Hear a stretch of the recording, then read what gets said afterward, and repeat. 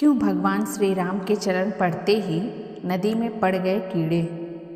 एक समय था जब भगवान श्री राम ने नदी को पवित्र करने के लिए अपने चरण नदी में डुबोए। तब नदी खून जैसी लाल हो गई और उसमें बड़े बड़े कीड़े पनपने लगे। पर ऐसा क्यों हुआ होगा, चलिए बताते हैं आज की इस कहानी में। कहते हैं सबरी श्री राम की परम भक्तों में से एक थी। सबरी भील कबीले से थी और भील समाज में शुभ अवसर पर पशुओं की बलि दी जाती थी। लेकिन सबरी पशु पक्षियों से बेहद प्यार किया करती थी।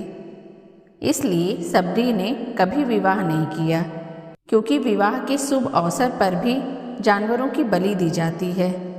और इसलिए वह अपने कबीले से भागकर मातंग ऋषि के आश्रम में सेवा करने लगी।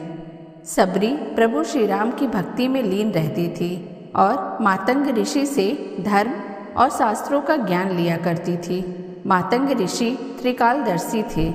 सबरी की सेवा देखकर बेहद प्रसन्न हो गए थे और जब मातंग ऋषि का अंतिम समय निकट था तब उन्होंने सबरी को आशीर्वाद दिया था कि एक दिन भगवान विष्णु के अवतार प्रभु श्री राम सबरी की कुटिया में आकर उन्हें साक्षात दर्शन देंगे, जिसके बाद सबरी को मोक्ष की प्राप्ति हो जाएगी।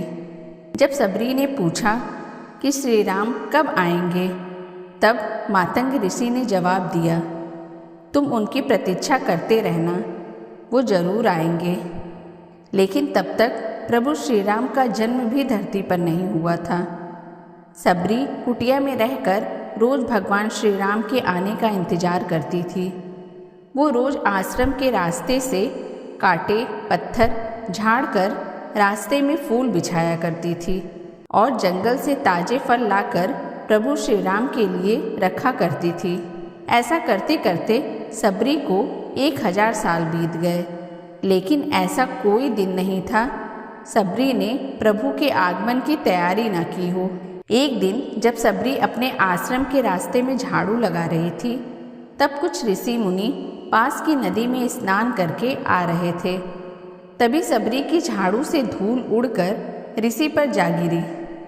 ऋषि धूल पड़ते ही बेहद क्रोधित हो उठे और सबरी से क्रोध में आकर बोले, दुष्ट औरत, तेरी वजह से मैं अस्वच्छ हो गया, अब मुझे पुनः स्नान करना पड़ेगा। और क्रोध में ऋषि वापस नदी में स्नान करने चले गए।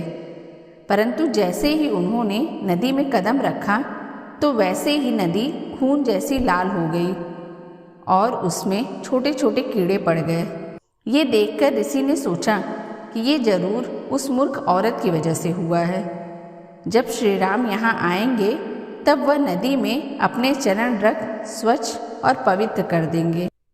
जब श्री राम और लक्ष्मण सीता माँ की तलाश में भटकते भटकते सबरी की कुटिया में पहुँचे, तब सबरी ने उनका स्वागत किया और रोकर उनके चरणों में लिपट गई और उनकी खूब सेवा की। तभी ऋषि मुनि भी वहाँ आ गए और उन्होंने प्रभु श्री राम को पास की नदी का हाल बताया। तभी सब उस नदी के पास पहुँच गए। जैसे ही श्री राम ने नदी में अपने कदम रखे, वैसे ही नदी का पानी और लाल हो गया और बड़े बड़े कीड़े उसमें पनपने लगे। ये देखकर सभी दंग रह गए। फिर श्री राम ने सबरी को बुलाकर अपने चरण नदी में डालने को कहा। सबरी के चरण पड़ते ही नदी वापस स्वच्छ और पवित्र हो गई, क्योंकि प्रभु श्री राम भले ही अपना मान थोड़ा कम कर दें, लेकिन अपने भक्तों का मान कभी कम नहीं होने देते। जय हो प्रभु श्री राम जी की।